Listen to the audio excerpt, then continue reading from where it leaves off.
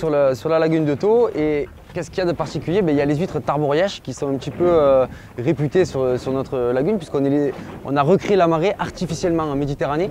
On n'a pas de marée. Et donc mon papa s'est aperçu de ça il y a une quinzaine d'années, tout simplement en recréant la marée artificiellement sur une dizaine de cordes. Tous les jours, il venait sortir de l'eau, 10 cordes, pour vérifier le bienfait de la marée sur les caractéristiques organoleptiques du produit. Okay. Et au bout d'un an et demi, il a récolté ces 10 cordes, il les a amenées au chef étoilé, Guy Savoie, Gilles Goujon, en présentant ce produit-là. Il n'avait strictement rien à voir avec une huître de Bouzigues classique qu'on avait l'habitude de voir et que 99% des gens connaissent. Et donc de là, on est parti à imaginer des structures mécanisées puis automatisées dans un deuxième temps qui nous permettent de recréer la marée artificiellement. Le fait de recréer la marée artificiellement, si vous voulez, on va faire forcer l'huître sur ces deux valves pour rester hermétique hors d'eau. En la faisant forcer pour pas qu'elle perde son eau, justement, on lui fait faire de la musculation, tout simplement. Et la taille de son muscle va se développer et grossir.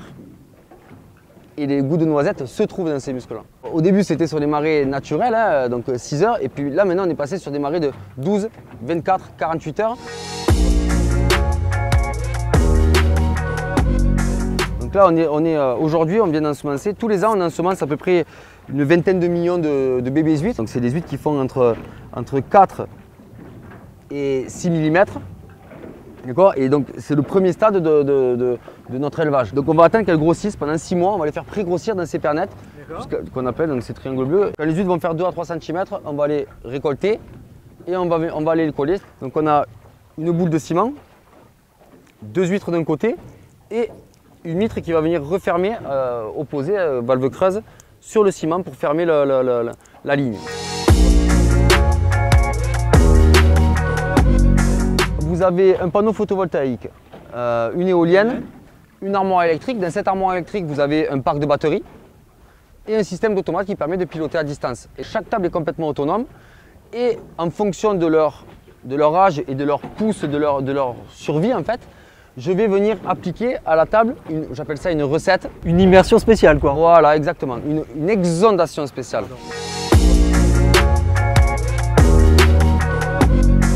Qu'est-ce que l'exondation apporte à l'huître? Tout simplement, donc une huître de Bouzigues, elle va pousser très très rapidement, tout simplement parce qu'elle filtre de l'eau. Dans cette eau, il y a du phytoplancton, et donc qui va lui donner son énergie à elle, tout simplement, pour pouvoir rester en vie, grossir, etc. Et donc elle peut faire deux choses avec cette énergie, donc ou la consommer à fabriquer de la coquille, ou faire de la chair. Donc le fait de l'exonder, on va lui demander de faire des réserves, d'avoir un animal, l'animal que nous on mange, d'avoir un animal fort, résistant. Okay. On va avoir une consistance, une mâche, un croquant et des saveurs. Ouais, donc c'est un autre univers.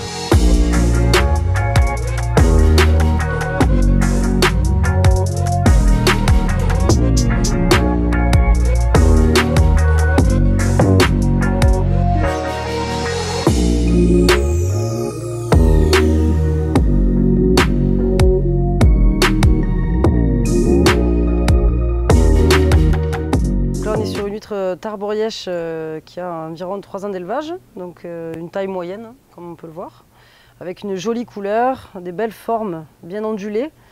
C'est vrai qu'on les reconnaît entre toutes, vraiment à la propreté de la coquille. Voilà, et vraiment un poids assez conséquent, voilà, parce que la coquille justement a pris le temps de se faire. Et on est sur un produit vraiment qui a pris le temps, on va dire, de faire une belle coquille, une belle chair, une belle nacre. Voilà, on est vraiment sur une chair qui est croquante, charnue. Et ce qui est très intéressant en bouche, ça va être la sucrosité apportée par le pied. Donc en fait, on va avoir cette partie-là qui sont les branchies où l'huître filtre l'eau salée. Cette partie va être très iodée, très salée. Et ici, vraiment, on est comme sur une noix de Saint-Jacques avec un muscle qui est sucré. C'est pour ça que c'est très important de le découper comme il faut pour pouvoir le mâcher. Parce que ça va porter le côté, tous les arômes de noisettes, et de sucre sont vraiment condensés ici. C'est très peu connu, alors après c'est vrai que le côté innovant de la marée solaire qu'on a breveté nous permet de faire connaître aussi le bassin tout entier. La priorité aussi c'est de mettre en avant les produits d'ici, donc on est là, on est dans le cru, donc l'idée c'est de travailler évidemment avec le pic-poule en priorité. Et ce qui va être intéressant, alors sur les huîtres de Bouzigues qui sont un peu plus salées et un peu moins charnues, il y a très peu de sucre dans les huîtres de Bouzigues, le pic-poule qui va être vif et un petit peu acide va relever l'huître.